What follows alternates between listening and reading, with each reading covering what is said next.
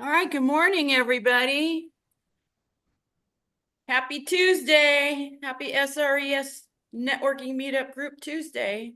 We're so blessed to have an amazing presenter today, and I'm with this universal design and accessibility, and I really appreciate this opportunity. So Skip, go ahead. Today we're featuring Rosemarie Rossetti, who, in my estimation, is the queen of universal design. She's been doing this and studying it for many, many years. We were trying to figure out when she and I hooked up, and I think it was in 2017, maybe even a little before. But Rosemary kind of stumbled across this uh, universal design topic in a unfortunate way. She's had an accident and wound up in a wheelchair and got the motivation to do things with universal design and help people. She is a um, keynote speaker. She travels all over the country talking about universal design, giving webinars, etc. We are so lucky to have her. But her home in Columbus, Ohio, which is what you're seeing on the screen there now, she has turned into a universal design laboratory, let's say, where she's put in and tested many features of universal design. And she does do tours for groups to come through and learn about universal design. But the crux of her work, I believe, is still in speaking to groups. And we are more than fortunate to have her with us today. If anybody knows anything about universal design, it's her. And I'm really privileged to know her and to have her speak to our group. So, with that, I'm going to turn it over to you, Rosemary. Well, thank you, Skip. I'm honored to be here. I love speaking to realtors to help them to grow their business and to understand what are the features that help people to age in place, to keep them safe, to have more convenience as they're looking at possibly remodeling a home or switching to another home, looking for one that's already been built. There's so many features that enable someone like me in a wheelchair to get into the house and to be as independent as possible. It's a special week this week. It marks the anniversary of our home. We actually moved into this home 13 years ago. It's hard to believe, as it's a privilege to live here. And we've had over 3,500 people touring our house in person. We have a classroom in our lower level. It holds 22 people, and we've had our Columbus realtors here several times to tour and take our classes for continuing education credit. I've also spoken around the country at many of the state realtor conferences. So I have a special interest in helping you today. I'm also going to leave some time at the end for your comments, your questions, or you to share some stories. As Skip mentioned to you, I am paralyzed from the waist down due to a biking accident. This was back in 97, 98, when I was riding my bike. And so suddenly a 7,000-pound tree fell on top of me. And it was quite an ordeal, quite a traumatic experience. Lucky to be alive. I came home from the rehab center to a home that was not going to work, short term or long term. You could imagine what would your house be like if you came home from a hospital, either for a knee replacement or a hip replacement, and suddenly you come home in a wheelchair. How do you get in the house? That's how it was in my previous home. It was not going to be accessible. So we decided to build a national model home. We hired an architect in 2004. We bought the lot in 2006. We actually did the groundbreaking in 2009. And as I mentioned, in 2012, we finally moved in. We then finished the house in 2014 by finishing the basement and doing all the landscaping. So if you're keeping track of my timeline, from 2004 to 2014 is a 10-year journey. We were the construction management people, my husband and I. We hired an architect, lots of interior designers, and we had over 200 sponsors that helped us to build the house with hundreds of volunteers. Now, listen, Mark and I had never built a house before, and I'm telling you now, we'll never build another one again. This house was 32 months of construction. That was just a Herculean effort to get this house done. So granted, I've got some experience. You can ask me questions about what it's like living here. I'm going to take you on a tour. Here it is as it was photographed as soon as we moved in. It is a Frank Lloyd Wright inspired arts and crafts. It has a clear story at the top. It has a metal roof made of recycled aluminum beverage cans. It's a 4-bedroom house. It has about 3,500 square feet on the main floor, has an elevator, and also about 3,500 square feet in that lower level where most of it is our training room, our classroom. It's got the portico so that people can park and be out of the bad weather here in Columbus. We're on an 1.5 acre property, and we're in a rural setting. There's actually a horse farm across the street, yet we're only 2 miles from the closest city, which is Gahanna, Ohio. We're in a township, but our mailing address is Columbus, so we're on the fringe of Columbus, Ohio. Our website, I really appreciate it if you take a look at it. There's a lot of things for bonuses there.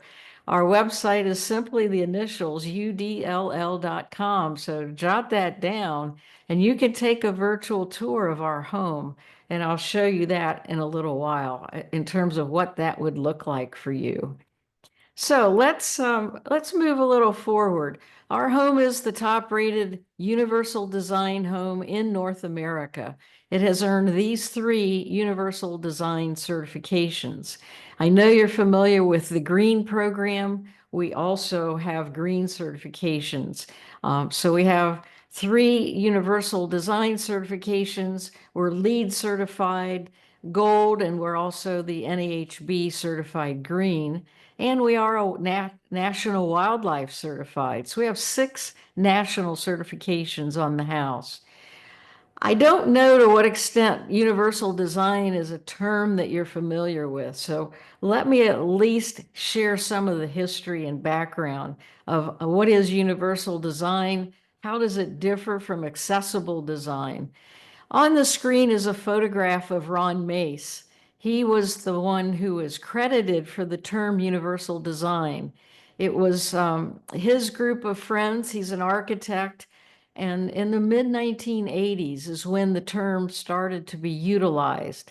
I understood that Ron, as a child, had polio, and that's why he was in a wheelchair. But take a look at this definition. I've highlighted in gold that universal design is for everybody. It's not just people with disabilities.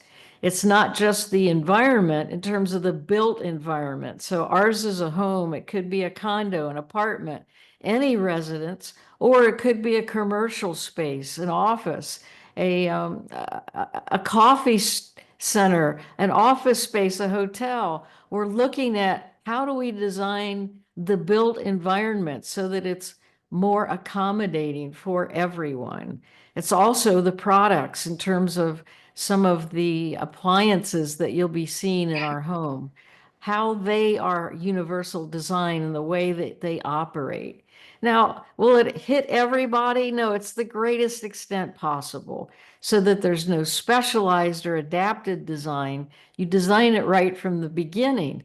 And that's what makes more sense. If someone that you're working with is about to look at a house that might accommodate them, what's the cost to retrofit that later versus it was built right from the beginning? You probably know the cost of construction. For example, if you were going to build a new curbless shower, you may be spending $40,000 just to build a curbless shower if there never was one there and you've got to expand that bathroom space.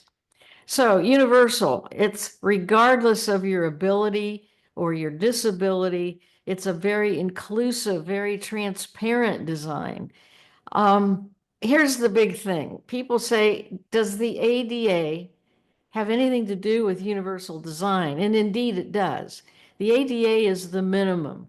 And beyond that becomes universal design, saying we're using ADA as our minimum foundation, some guidelines about the ramp steepness or the lever handles or the 36-inch wide doors or the 60 or 67-inch turning diameter that we're looking for wheelchairs.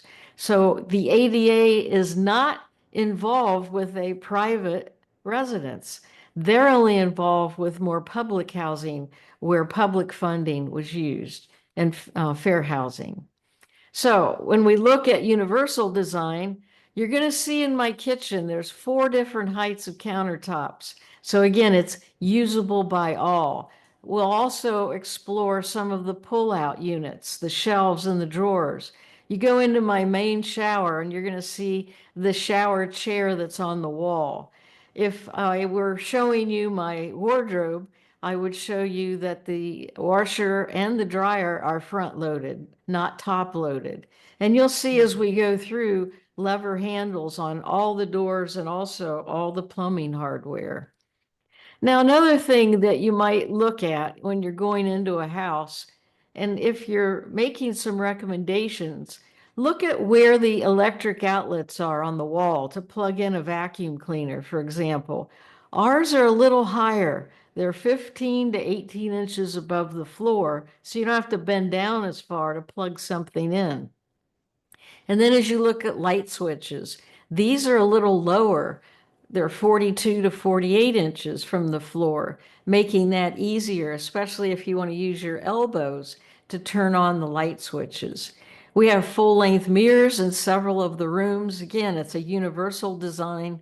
And then our toilet seat is about 17.5 inches in our main bathroom in terms of the height of the seat from the height of the floor. And that makes it easier to transfer and get on and off a toilet. You see, I'm sitting on a cushion right now in my manual wheelchair. The height of the top of the cushion is 20 inches from the floor. So when I transfer into the toilet or transfer onto the deck around the bathtub or transfer in and out of bed, I don't want something that's extremely tall, like a 30-inch, because it would be very difficult for me to do that transfer at all. So it's about safety. We have grab bars throughout our bathrooms.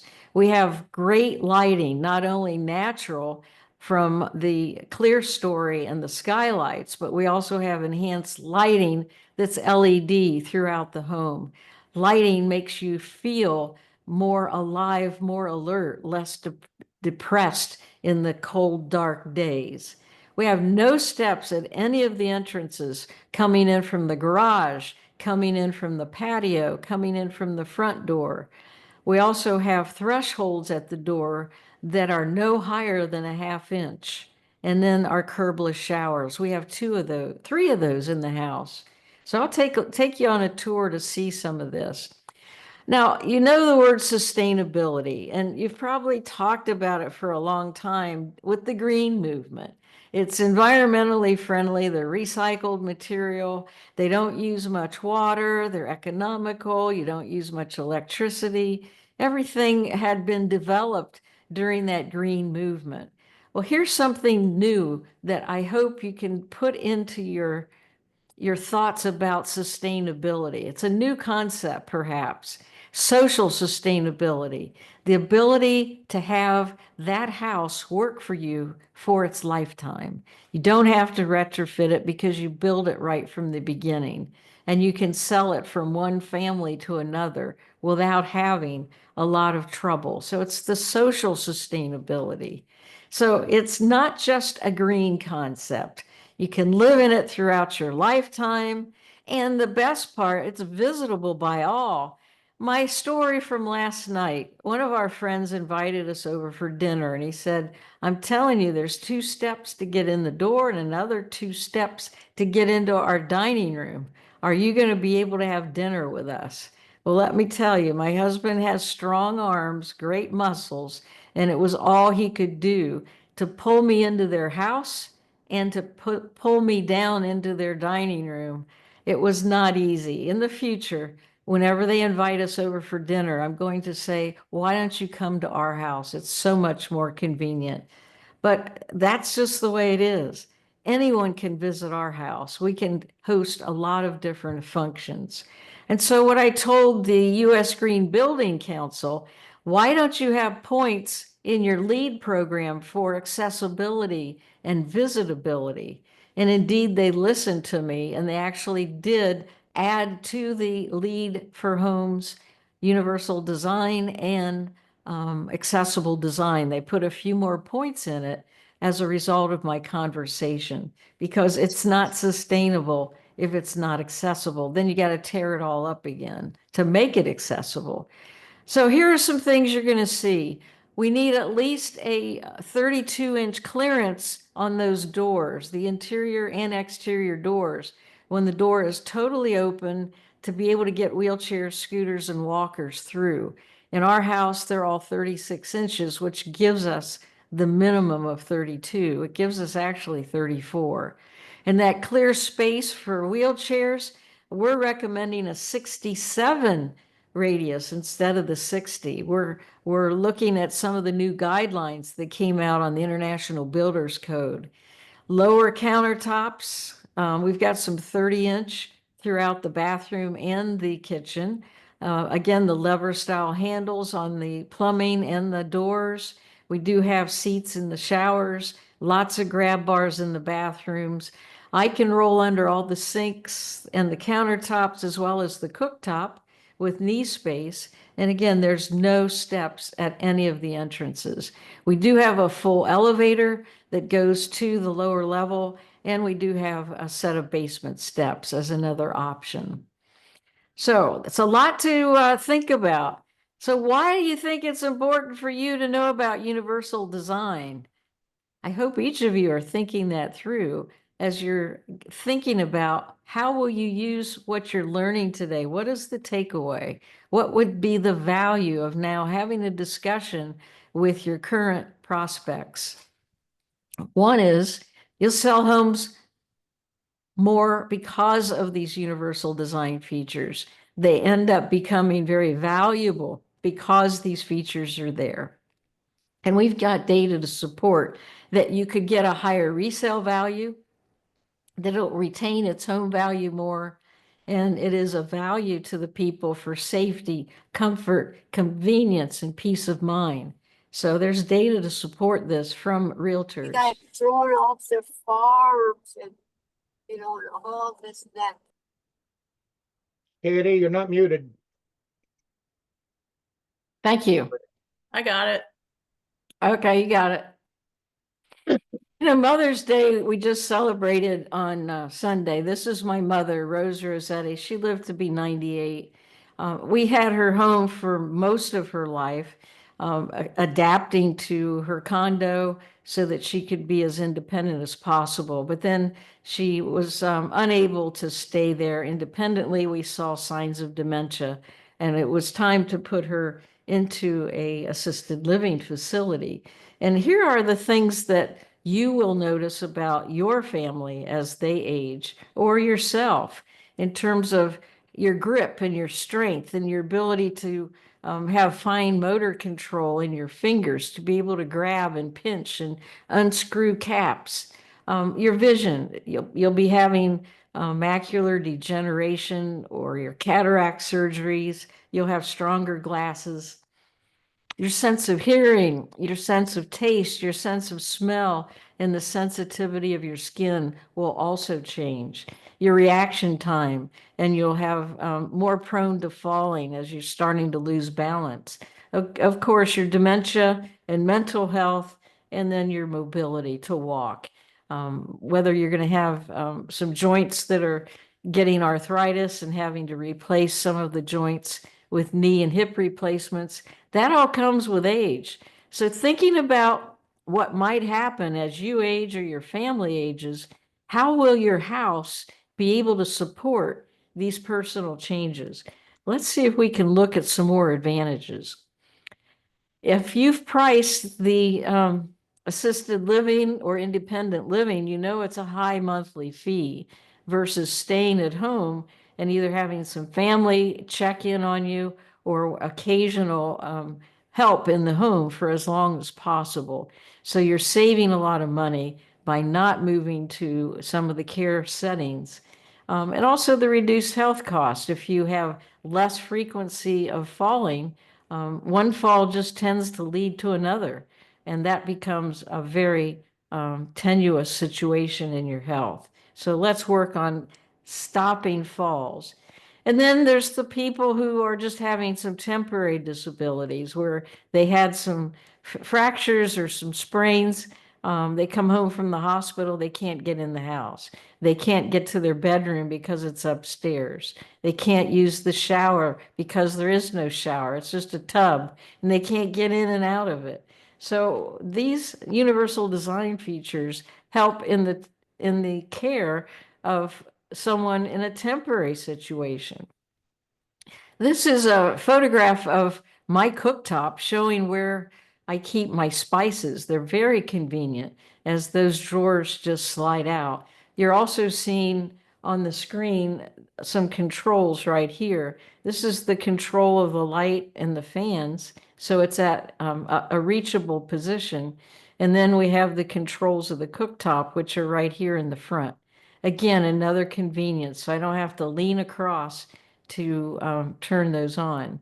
I also have knee space underneath. That's convenient, so I can get real close. And this counter is 34 inches from the floor. So it's very convenient for me as I'm the main cook in the house. Mark is the dishwasher. Again, we have independence and a feeling of self-worth.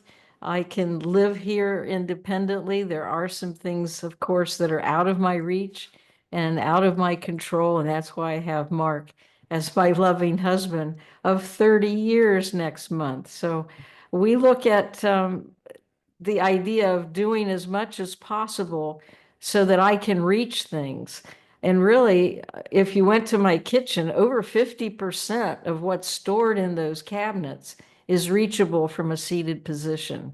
And that was our baseline, 50%. And I think we've achieved even more. And then, of course, the reduced remodeling costs later. As I'm about to get a proposal for remodeling our main shower. It has had some leaks lately and we can't seem to fix them. So anytime now, a remodeler is going to present us with a proposal to take a sledgehammer to our beautiful shower, which you will see today, and have to fix it because the leaks have just continued to rot the underlayment of that shower. So we don't know what caused the problem, but now we're going to have a new shower. Our estimate in our mind is probably going to be 40 to 50,000. Maybe we'll be surprised, I hope. And then, of course, people who want to visit can come and visit. As I mentioned with our dinner last night, I could not visit easily. So those are the reasons for universal design. Let's get right to it. These are the 7 principles that were announced in 1997. Again, Ron Mace is responsible for leading the definition and leading the interpretation of what are the principles. I'm going to go through each one and share with you some examples. So the first one is equitable use. And you'll see here in the front entry, they do have a very gradual ramp to get into this building. They also have the steps. There's a lot of ways to make buildings more accessible. I've been in a 300-year-old cathedral recently in London, St. Paul's Cathedral. One of the entrances was totally ramped in a very beautiful way, looking like it had always been there for 300 years. So it's interesting to realize things can be changed with the right architecture and right design from the beginning. So everyone has an equal opportunity, an identical opportunity. Now here's a shower from one of the hotels that I was visiting. You've got the handheld shower. This can adjust as to my husband. When we shower at a hotel, he's got the nozzle way up here. He's 6'4", and I put it all the way down and sit on this bench. This is the only picture of Mark ironing, and he's trying to get it off of the internet.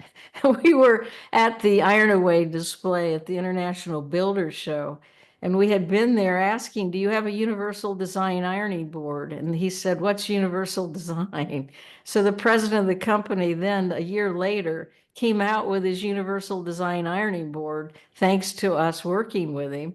This ironing board can be adjusted for his height, or I can push this down about 4 inches so I can iron at this height. Also, the iron is able to tilt, so it can be in this position or all the way across. And all the controls are reachable from a seated position. So we're accommodating a lot of different left hand and right hand and different heights. Now in our So that closet, we correct? have one of these pull down units, making that easy for the flexibility and use. Mark doesn't need to pull it down because he's so tall. But if I want to get one of his shirts off of the taller closet rod, then this adapts very well. Our thermostats are easy to read. You probably have those too. You have great lights on them, big numbers, they're illuminated. They're very simple and intuitive to set the temperature, to know what temperature the room is. You set them and pretty much forget them because they're all programmable and very consistent. This is the remote control for our window treatment in the great room from Hunter Douglas, helping us to understand how to open and close the window treatment. It's very simple as you're looking at those simple buttons. Another was Principle 4, the perceptible information, highlighting Braille for those who are not able to see, that have vision that is somehow restricted or blind. If any of you have been to hotels, take a look at the smoke alarm. I bet you'll see one that has the flashing lights as well as the siren, so that people know when there is an emergency that the fire alarm is going off in 2 modes in terms of sound and light. And here's one in terms of the electric, so that you have no problems, that it'll shut the power off. And again, in the elevator, having the large buttons so that you can see and it lights up to know what floor you have picked. So the tolerance for error has been adjusted. Here's one I like, low physical effort. We have these all over the house. These are little pull down units so that if a shelf is too high, I can pull that unit down and bring those items to my level. So it doesn't take a lot of physical effort or fatigue on my part. This gentleman is about to go down to his basement. So he has a chair that is permanently attached in terms of a stair lift, where we have an elevator in our home. And then in this case, he's got a shower chair that he can just roll in and has great space for a personal care attendant to help him as he transfers onto that shower chair. And then in terms of Principle 7, looking at your grab bars in terms of their size, where they are on the wall, and how you grip them. So that's Principle 7. So we went through the 7 principles of universal design. Now I'm going to get transition. Let's see some of these principles in action. I want to take you into my home at the front door. In this case, we have a 1 in 20 slope. ADA says a 1 in 12 is okay. And a 1 in 20 is less steep than a 1 in 12.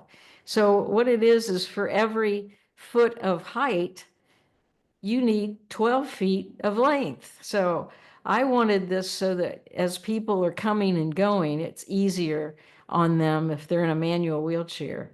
We have a 36-inch wide door that we're coming into the house. We have a light that comes on automatically. It's a motion sensor, very handy when we're dropped off by the Uber or the cab at night. So that lights up the front door so we can get our key in and come inside. We have great lighting also throughout the front entrance. Come on in. You can obviously see the wide doors and then the hardwood flooring. Hardwood throughout the house, low glare, and it also has a rubber matting underneath, making it softer as you're walking and much more quieter. So we don't have any carpeting in the house except at the entrances, just these little walk-off mats so that people can wipe their feet or the wheels on their wheelchair. So as you come inside, let's see this door.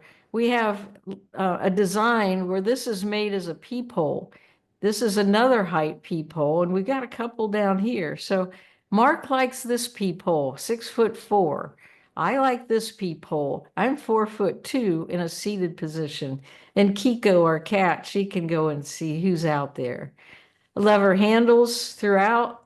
And then here is the front door threshold showing that it's no higher than a ½ inch so that people can come and go without tripping and having to do a wheelie in their wheelchair. The first room you'll see coming in is our powder room. So as you're coming in, you'll see the handles again, lever style. The handles throughout all the cabinets are D-style handles. This is the unique part. Our design team came up with it as an original. They said, when this door is open, we don't want to see the toilet from the front door. So let's put in a pocket door right here to hide the toilet.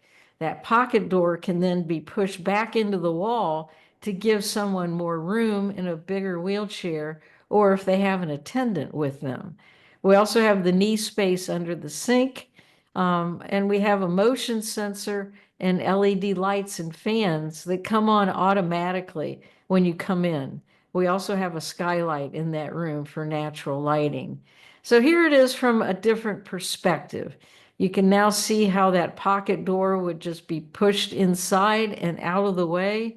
Our toilet is 17 inches from the toilet seat to the floor. We've got this great grab bar here, a phone by all the toilets, and again, those D-style handles. This is our motion sensor. Again, noticing the position. It's a little lower on the wall than you would normally see a light switch. Let's go into our primary bathroom. This is right off of our bedroom. This photo was taken from the bedroom into the master bathroom, our primary bathroom. It's a pocket door, 36-inch wide. The transitions here are absolutely flush, so there's no need to have any obstruction here. It just was very strategically installed with the porcelain tile butting up right into the hardwood flooring. So you'll see we have a bathtub here. We have the roll-in shower here. We have the heated towel bars. And you'll see a little later the two sinks. We have another door, another pocket door leading into the laundry room, the wardrobe. And there's a full-length mirror on this door when it is closed. So here's Mark at 6'4". You're seeing more of the design of the room. We've got great lighting on the side, helping tremendously as you can dim it or make it brighter as you're shaving or putting on makeup. The heights of the counters are just a little different. This is my sink and counter height, and this is Mark's. As we look at it right straight on, mine is 33 inches in height. His is only 35. We expected there'd be a lot more difference in what he wanted from what I wanted. And then we've got plenty of knee space right here for me to roll under. And I do not touch any of that. My knees do not get near the plumbing, so we didn't have to put any type of a insulation over it. Again, you're seeing those D-style handles. And we've got a cat. I don't know if your cat is like ours. Occasionally, she thinks this is comfort height as a watering bowl. She risks drowning. But this is the main primary bathroom. And again, that 17-inch toilet seat, grab bar here and phone here, making this a great room. During construction, we took this photo for you. This is the curbless shower. We have glass block walls on one. This is where the soap niche is going to be placed. This is the location for the shower seat, the shower chair. We have 3/4-inch plywood to reinforce so that the grab bars can be sturdily in place for reinforcement. The shower is 4x7. This is the shower chair that I sit on. This is the soap niche, and this is a little cutout, making it very ergonomic. This is adjustable in height, and of course, this is also adjustable in terms of the height of the adjustable nozzle. We have a lever handle to control the flow and the temperature, and we can preset that temperature, so we just keep it in that one position. Of course, I had to crop this picture of Mark for obvious reasons, but he likes the grab bars also. He says it's really handy as he's washing his feet so that he doesn't trip and fall. Now, this is the shower that's about to be totally destroyed and remodeled due to some leaks that unfortunately over 13 years have presented a problem. And useless that no one else would want her. Okay, somebody else needs to be there. We are. Thank you.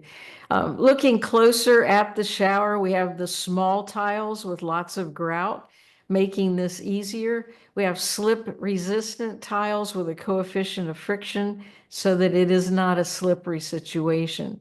The drain is back here on this back wall.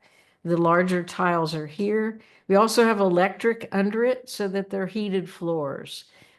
This is a quartz material on the walls. So you're now seeing the channel drain that was all across that back wall, which has caused the leak problem in our shower. We got to explore it. You can call in the cat vac anytime and she'll take care of licking up the floor. But we have a little squeegee we also use whenever we need to get any water out of that shower. I think the kitchen is my favorite room. The kitchen has, as I said, different heights. So we're looking at the center island. This is where I do my food prep on the 30-inch. We can also have people seated at this center island because that's the same height as a table, and we just put extra chairs around it. Mark likes to do his salad prep up here. It's 40 inches, so he stands back here. And then a 35-inch is more typical of a kitchen as an average. So the island has been a wonderful addition in terms of making it usable by all people. Going back to the perimeter, this one is 34 inches by the sink and the cooktop, which you previously saw. We also have a pot filler here so that makes it handy. This is an in-counter steamer and pasta cooker. With a name like Rosemarie Rossetti, would you not expect me to be cooking spaghetti? Well, this is the pasta cooker. We also have a counter that's 24 inches in depth. They have put glass in these two cabinets, and that is helpful with someone with dementia or memory loss. They don't have to open the door to see what's inside. The glass showcases. If they want to drink a water, they see the glasses. If they want a coffee cup, they'll see the coffee mugs. We have knee space under the sink as well as under the cooktop. And then these drawers all come out. And there is the two you saw previously where my spices come sliding out of here. There's the pull down that I mentioned earlier so that I can reach those taller shelves. Before I could not reach them. Now I can. The toe kick is remarkable. this is highlighted in gold for you. It's 9 inches by 6 inches so that I can get closer to the counter by a front approach and that my wheelchair footrest fits under here. This photo was at the last house, showcasing that that did not have a tall toe kick and that it was very difficult. I could only go sideways when I was at the counter. I could never go forward, which was not as convenient and comfortable for me. Here is a side hinged oven, making that safer. Most ovens have them hinged here, and then that door is in the way. In this case, that door swings out and I have full access to that oven. Here I am again at the cooktop showing how I can get really close, having the controls here for safety. And again, the pot filler is at my side. The kitchen sink, I've got lever handle faucets there. Again, the ability to get right under that sink. We had to have the disposer towards the back so that it didn't get in the way. So it impacted the selection of that kitchen sink. Our dishwasher is mounted so that it's a little higher than typical. And boy, do we get a lot of comments on that. People all love it, saying, my gosh, I don't have to bend down as far. And I've got about 16 inches off the floor. This was just a design consideration. It's not a special dishwasher. So you work on multiple listings. Here is an example from Columbus. We know that multiple listings are all around the United States and some overlap within a city, and that you have the attributes and home descriptions so people can search your databases. Now, are you looking at universal and accessible design features? Are they identified in the multiple listings that you're using? You're going to have to look and see what are those features that you could point out to the potential buyer. And if you don't have an accessible features, maybe consider leading the charge. Columbus had this, and so this is their box. If you check the box, yes, then there are additional things that you can talk about. So there's a form you fill out and you can take pictures and you can highlight what are the accessible features in that property on multiple listings. Now, this was a few years ago. I don't know what the current one is, but that's what the worksheet had in terms of information to find out what the property was. And then let's take a look at it. They had the outside features and the entrance features and the hallway features. So a realtor could just simply check these boxes to say outside there's a wheelchair ramp to get in some of the entrances, that the mailbox could be accessed from a wheelchair, the garbage could be accessed from a wheelchair, and did they have handrails? So all of these things in terms of attributes of a home could be check marked and then notes made about them. And then we had 75 characters for each that could be the description. And of course, they were taking photos and putting that in the multiple listings. Now, here's a little test for you. These are all marketing terms to communicate about universal design. As you look at these terms, have you used them?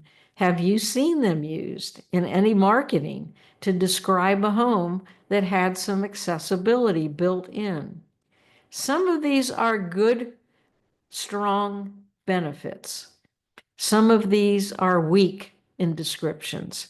I don't know if you can identify the ones that are weak as you're looking at this list that might not be as strong as some of the others. Are you ready to take a look at what I think is weak? Let me show it to you. I think it's these. I think you're going to put somebody off if you use these. They're just not as descriptive and as valuable and as marketable as some of these other terms. So I'm recommending the stronger terms when you're marketing and describing things. And how can you do that? You can do that on your for sale sign. You know, you've got things like finished lower level, but What if it had 36-inch wide doors? What if it had a curbless shower? What if it had a no-step entrance? Why not put those features out here as well as on your brochure, making sure you're highlighting these features? And of course, if you're doing postcard mailings, make sure on the property features and the home features that you list some of the universal design and accessibility features to promote that house. Now, our home has a virtual tour. Here's what I'd like you to do.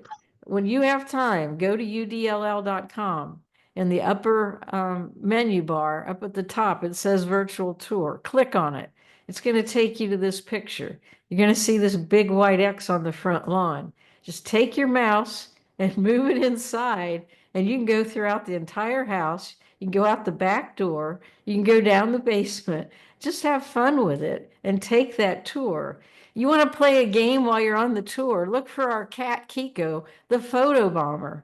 She's a little orange tabby cat that was running free the day the 700 photos were taken by Google. And you'll see her as she's in many of the rooms. Now, to make this even more educational for you, I'm giving you a free chapter of my book, The Universal Design Toolkit. And so go there at udll.com, click on the free chapter, which is actually chapter 5. This has the universal design features in our home, room by room. So you should be able to explore the home at your convenience, take the download with you, and look and see some of these features that I haven't been able to show you. I didn't show you the whole house. So take a look and see some of the rooms that were not able to be shown today. Now, the book is available. You can purchase it. You can purchase it as a paperback, or you can purchase it as a PDF. With the PDF are a lot of videos, copies of webinars that I've done, speeches that I've done. That whole package is $97. If you go to Amazon, they change the price on me every week. So I don't know what it is right now. It started out as a $50 book, but they keep changing it. So it should be less than 50 at this point. But it's full color. It's a wonderful guide for you and for your prospects, the customers you're working with, as well as contractors. It's a great book. Take your phone and take a picture of this QR code. It'll take you instantly to my website, rosemariespeaks.com, which is my business, showing what I do as a speaker and a consultant. My email, simply rosemarie@rosemariespeaks.com. This is my personal landline phone, and of course, udll.com. We also will take you to the YouTube channel that you can see a lot of videos there on universal design. When you go to udll.com, there's a section on articles. There's over 100 articles. So this is a rich resource. We also have a resource section with, I don't know how many hundred different links to different information. So I hope this was a power pack program. It's now up to you to decide what value it had, how it touches your life personally and professionally. And now I've left some time for you. So what are your comments? What are your questions? What do you want to discuss? Share stories? Who's got the first one? I'd like to jump in and there's 2 comments and 1 question. First of all, you're all aware I teach the Senior Real Estate Specialist Designation course, and the chapter on universal design is chapter 6, and it goes through very much the same thing that Rosemarie went through today, only she had much deeper detail. But I do promote the book in the course, and I recommend everybody get it. I've got one of her first copies, I guess, and it's very, very useful. So just a plug for that. The other thing is that even though she really hasn't mentioned it, it does imply throughout the presentation what she does. There's 2 ways to handle universal design. You can have a house that is not universal design, and then bring in features and make it kind of a UD accessible type of home, or better yet, you can have it designed with universal design features, just as Rosemarie's done with her house, and get a contractor that is speaks universal design and build it so that you could buy it, at like the age 30, and it would work the whole way through your life because you don't have the obstacles and all the other issues that you have with the house that is not universal design. So finally, we get to the question. One of the biggest problems I've seen with clients is a two-story home, and you have a elevator which is not really cheap. And of course, there's some of the other features like the seat that you showed the gentleman that can go up and down on. But do you have any comments about elevator putting it in, and maybe some tips on the way that it can be not as expensive as you'd think? Well, they are expensive. Ours is a commercial. It's bigger than the residential because we wanted to host people with tours. And so it holds 900 pounds. Most of the residential ones are very small. We wanted to be able to bring boxes and a lot of people up and down on that elevator. It also goes to the clear story, so it goes to the loft. So it has 3 stops. It's a very expensive commercial elevator, but it was the only solution. To have a stair lift would not work for me at all. I couldn't bring anything with me as I go up and down from one floor to another. So they are expensive. And if you are building a house from the beginning, and you might put an elevator in later, you don't have the funding now, but you think maybe down the road you'll need an elevator, then put 2 stacked closets if it's a 2-story. So you put a closet on the second floor and a closet on the first floor that's right on top of each other, making sure that you've built those closets to the specifications of a future elevator. And then it'll be a lot easier to put that shaft in. But you'll have to talk to the elevator contractors to see what is out there in the new world of moving people from one floor to another. Thank you. Go ahead, Namisha. Thank you so much. Dr. Rossetti, thank you so much. This session has really hit home at a lot of levels for me, at an individual level also, because, well, my mother has passed, but she did have a fall, and that kind of trailed into a lot of further physical and mental challenges, and we had to move homes.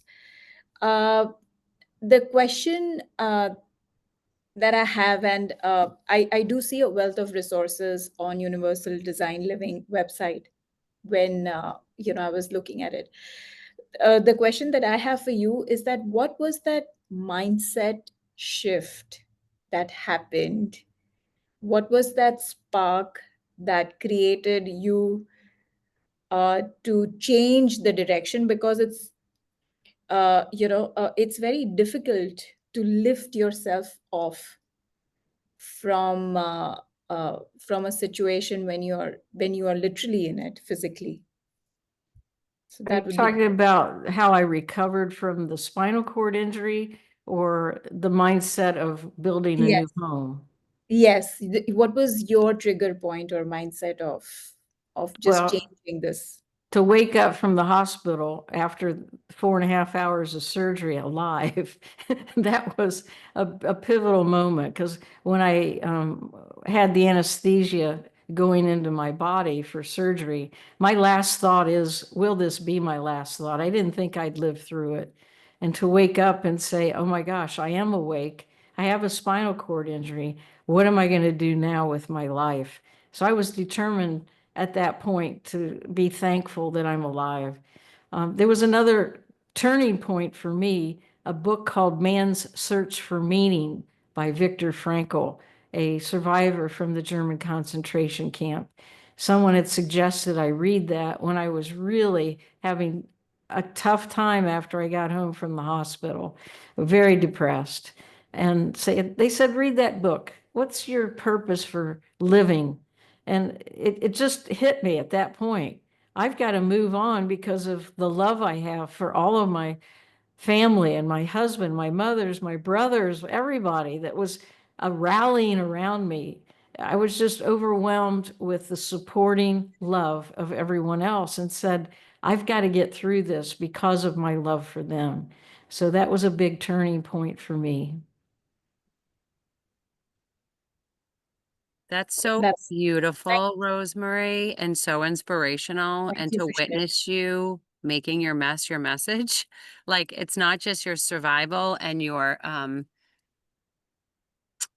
mindset change, but then to take that to the world and affect change on a larger scale for so many others. And those seedlings of light and hope, and that people see you can live your best life. Your prognosis or diagnosis does not define you. It's just a new path forward. So thank you. This is very inspirational. Well, thank you for your comment. And by the way, welcome, Aaron. We have some comments. Joe, What? go ahead. Go ahead. I was just going to say we have some comments in the or questions in the chat, but if you Yeah, go Joe had a ahead. question. Joseph, you had a question. Yes, I did. By the way, thank you so much. It's really eye-opening. I built my own home, so I gone through a lot of those. I understand that. Unfortunately, that was before I had my green training, agent training. Definitely nothing about universal. But my question was, what was the thought in your mind? Why did you build a secondary, two-story home? I didn't understand that. Understand you have the elevator and all that too. But why do you start there instead of single story? It really is single story, Joe. Everything is on the first floor. The loft is not livable space. That was put in to allow more light into the house. Because it's only available through the elevator, that second story as a loft is not used as livable space. Now, we do have a basement, a full lower level, and that's where the training room is. And we also have all of our exercise equipment there. There's another full bathroom with another curbless shower, all the heating and air conditioning, the water purification systems, storage. So it is first floor living. I only stay on the main floor. Occasionally I'll go to the lower level if I need to retrieve something that's in storage, or if we have a tour or we're doing a class, then I go to that lower level. But all 4 bedrooms, we have 2.5 baths. My office is one of the bedrooms and Mark's is another one. So he is at one corner in the front of the house and I am at the other corner in the back of the house, purposefully positioned so that we're as far away from each other as possible because we are both working out of the home and we don't need to hear each other on the phone or on webinars. So it is a one-story floor plan in terms of the livable space. I see you just mentioned about lighting. Wouldn't that be if there were from the original design, if you have a higher ceiling that will really bring in more lighting than really build a second story? Yeah, we do have lots of light with the clear story, the tall ceilings. And we also have 6-foot overhangs on the house. There's no gutters so that we are keeping the hot summer sun out of the house. And we're bringing in so much in terms of, can you see all the windows on that picture? The clear story is fabulous. And once you take the tour and see the back of the house, we have a picture window in our great room that's 9 feet across. We have lots of windows in this house for great natural lighting. The only room in the house that doesn't have natural lighting is the guest bathroom.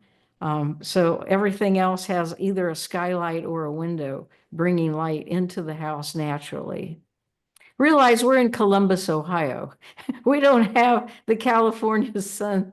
We have a lot of gloomy days, a lot of cold. So we want to bank on whenever it is sunny, we do want to warm our house. Your elevator does go to the basement too, right? I assume. We have light in the basement too. We put in glass block so that one of the walls in the training room is glass block. And we also have windows in the exercise room and in that full bath, even though it's in the basement.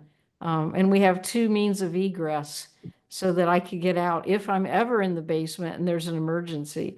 We also have a room that we could go to if there is a storm emergency that we have no windows in. That would be a safe place. Yeah, do you get Wonderful. tornado? You get tornadoes there, huh? Oh, Yeah. yes. Yeah. Sure. Thank you so much. Mm-hmm. There's a question from JD there too. Yes, in adapting a two-story house, what are the most common problems with stairs and some possible solutions? Well, in terms of mobility, a wheelchair can't climb stairs at this point. Are you looking at those who are ambulatory in terms of having handrails on both sides? When you take the virtual tour of our home, if you go to the back of the kitchen, that's the entrance to the staircase that goes downstairs. You can actually take the virtual tour down the steps. We have a very wide staircase, handrails on both sides. We have lighting above, LED lighting on the ceiling, and each of the steps has LED rope lighting that is also on every step. We also have different colors on the rise and the top, and we have the bullnose with a shiny metal piece. So those are considerations on creating a well-lit staircase with handrails on both sides. Now, it's kind of fun because our cat, we're allergic to her. So at night, we put her in the basement. She has the whole run of the basement. That's her nighttime environment. So in the morning, she knows we're up and she comes up the steps and the lights come on because they're on motion sensors.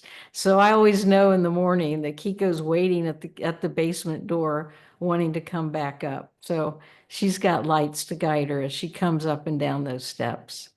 Is that the answer that you're looking for in terms of a two-story staircase? I was thinking in terms of an existing home where someone's trying to adapt it, where they have a stairway. What are some Well, you've got possible stair solutions? lifts and elevators. And there's no ramping situation. No, yeah. So lifts, Yeah, is there much there's different in different kinds of lifts? a lot of different kinds of lifts. The only consideration is if I had a lift instead of an elevator, that means I get on the stair lift at the kitchen level. I get on and leave my chair. My wheelchair stays in the kitchen. Now I'm going down to the lower level. I've got to have a second wheelchair down there to Yeah. transfer into. Yeah. And likewise coming back up. And people should not think that there's any other way. You're going to have two wheelchairs if you're wheelchair bound. Good point. Or more if you have more stories too. Yeah. You need one for every story. And they do break. And so now what? Yeah. So they're not foolproof. So I just had a thought during that conversation is, do you have emergency drills for vacating the home in case of an emergency? I mean, one of my first questions when I meet a family, especially with a senior homeowner, I'm just thinking in my head, and then I'll ask them at some point, do you think you can get out of your house if it's on fire? Tell me about that. Yes, we can. As I mentioned, I'm seldom in the lower level. You're not going to catch me there very often. So it'd be this first level. And I have so many ways out of the house. We actually thought this through in terms of the primary bedroom where Mark and I sleep. There is a door that goes into the bathroom that I showed you, but there's a second door that goes right out into the foyer and out the front door. And we thought of that purposefully to say, if there was a fire while we're sleeping, I don't want to have to go all the way through the bathroom, the wardrobe, my office, and the great room to get out. This way, that second door opens right into the front foyer and out the front door, if that's the escape area. So we got Yes, lots of doors. We got yes. lots of exterior doors. There's 2 doors to the garage.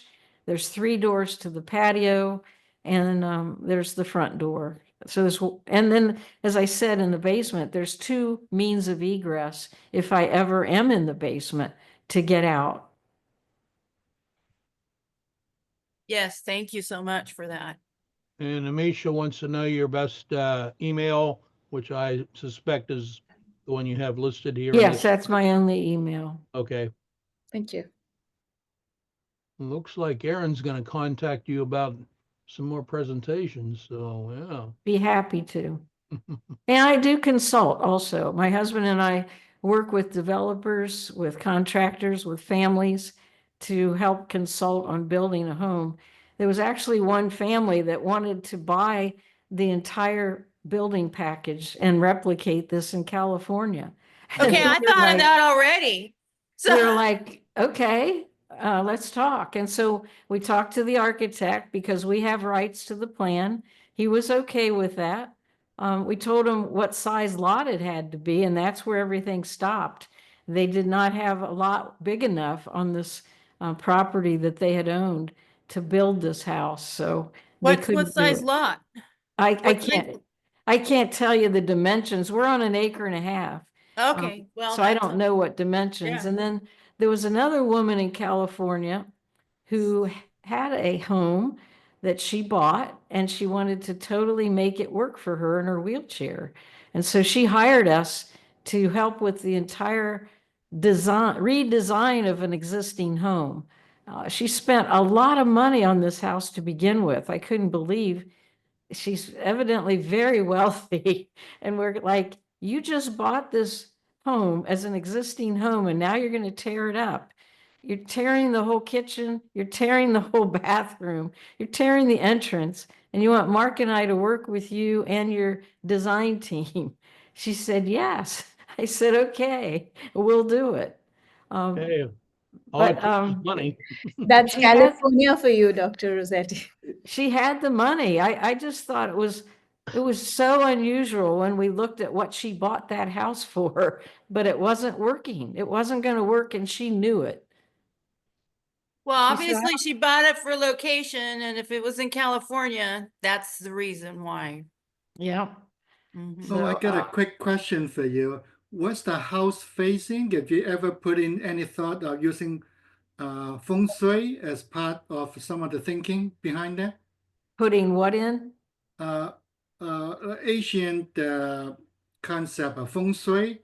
Feng shui shui. is in the house, yes. We had a feng shui consultant on this project. She was employed by the architect. And so Kathy von Volkenberg supervised the entire design of the home. Now, you know, the fire, the ice, the orientation of where the desks are, where the door is. Was it strictly feng shui? I don't know, but that's what she did, was feng shui. What And is the she's front also a door facing? professional Is it south or organizer. north or? Yeah. So when we put in the waterfall, for example, she made sure that the water flowed towards the house. And she goes, that'll bring wealth into your life. She also designed the ceiling tiles in our great room with some special design elements out of some colored glass that looks like stained glass. And so she was the designer there. She also helped us organize the closets and store things so that we didn't clutter the house with too much on the shelves. So yes, feng shui was a big component, and it was fun to watch the discussion. There was a discussion of putting beams in the kitchen from the architect. And Kathy said, no, we don't want any beams in the kitchen. No. And he just looked at her and she goes, that's bad feng shui. Leave that open. Yeah, in fact, we spent, since you mentioned that, extra money to seal up the ceiling because of that Yeah. from the house that we built up in the past. I was wondering, in the front door, where's that facing? South or north? The front door is a north facing. That's why it's all glass, trying to bring as much light in as possible. So the south facing has a skylight on top of the roof. It's not generating that much power, but we do have a solar panel that's about the size of the center island in the kitchen on top of the roof. The roof is made of recycled aluminum beverage cans, so it should last 50 years. Wow, you think of everything. I hope you guys all appreciate the attention to detail that she put into this environment. It's unbelievable. So, yeah. I love the toe kick. It is Yeah, so the toe kick. detailed. Yeah, definitely. Are there any architects or builders besides the lady the homeowner that you mentioned earlier that you work with here in California? That's the only two. The one that was going to replicate the house that changed her mind when we told her the size. And then this other woman. There's only two in California that I've worked with. I've worked with lots of builders and architects, so who knows where they were building. You know, they move around quite a bit. Good to know, good to know. We do work with, architects, obviously, and builders. And in California, we have a lot of challenges with the current home inventory of, already built homes, and then creating homes where our families can age in place, or we find them the right place to age in place. And so we do engage with architects and developers to help people with that. So we can never have too many resources. And then I would love to be able to say, hey, so I learned this from Dr. Rossetti, and I would like to integrate it into our plan here. And so we're going to probably be doing some of that in the future. Does anybody have any more questions? Comments? Ideas? Ahas? Woohoos? I have a lot of woohoos. Woohoo. Well, you know me. Skip, what do you got? Not much. I mean, an outstanding presentation.